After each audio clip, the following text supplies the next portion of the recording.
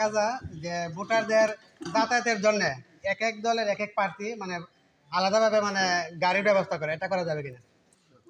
কিসের গাড়ির ব্যবস্থা? জি, মানে এক এক দলের এক এক প্রার্থী দেখা যায় আলাদাভাবে গাড়ির ব্যবস্থা করে ভোটারদের জন্য, এটা কি করা যাবে কিনা স্যার? মানে রিক্সা রিক্সা জি স্যার। রিক্সা জি স্যার।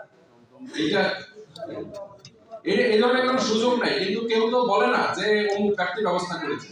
দেখা যায় এরকম করে স্যার, যে এমন প্রার্থী দান করতে ভোট দিয়ে এরকম করে। এটা অবশ্য বাংলাদেশের একটা কালচার হয়ে দাঁড়িয়েছে, তাই না? তবে এরকমও দেখেছি যে একজন প্রার্থী রিক্সায় এসে আরেকজনকে ভোট দিয়ে চলে গেছে। সুতরাং বাংলাদেশের মানুষ এখন এত অত বোকা না। আমরা অনেকে বাংলাদেশের মানুষকে খুব বোকা মনে করি, এত বোকা না বাংলাদেশের মানুষ। সুতরাং এটা নিয়ে আমার মনে হয় এরকম যদি কেউ করে প্রকারান্তরে তার লসই হবে। ঠিক আছে, দেখা যাবে যে তার, কারণ ওনার মনে কি আছে আমরা কি জানি নাকি? কারণ আপনার মনে কি আছে আপনি জানেন, আপনার মনে কি আছে আমি জানি না। আপনারা আমি একটা গাড়ি দিলাম, আমার গাড়িতে গিয়ে আমার বিপক্ষ দলের ভোট দিয়ে চলে এলেন, আমি জানবো কিভাবে যে আপনি ভোট দিয়েছেন?